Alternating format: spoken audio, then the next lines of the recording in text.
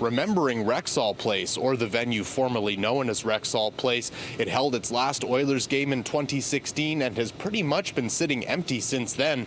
The city has finally slated the building for demolition sometime after 2025.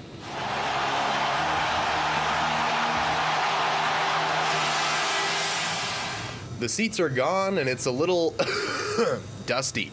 And much like the old Oilers locker room and empty skybox seats, these concession prices frozen in time. Edmonton City Council voted to demolish the old Coliseum late last year. It hosted its last event, the Canadian Finals Rodeo, in 2017. The land it sits on will be redeveloped and sold after the building is torn down.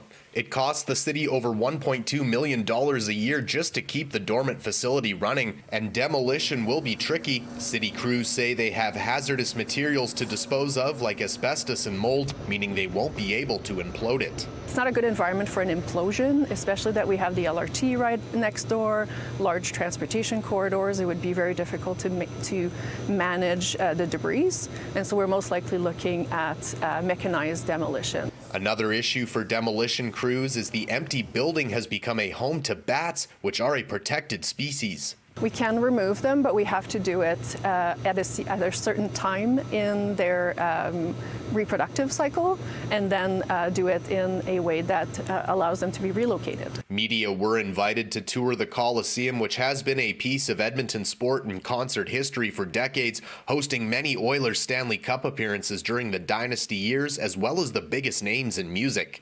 Those in charge of redeveloping the land say the plan is to eventually build a new LRT station. After the land is redeveloped, it will be sold to developers. We would envision an urban plaza for gathering and for use of the transportation system, as well as mixed and high-density residential and mixed-use development. Reporting from Edmonton, Darcy Ropchan, City News.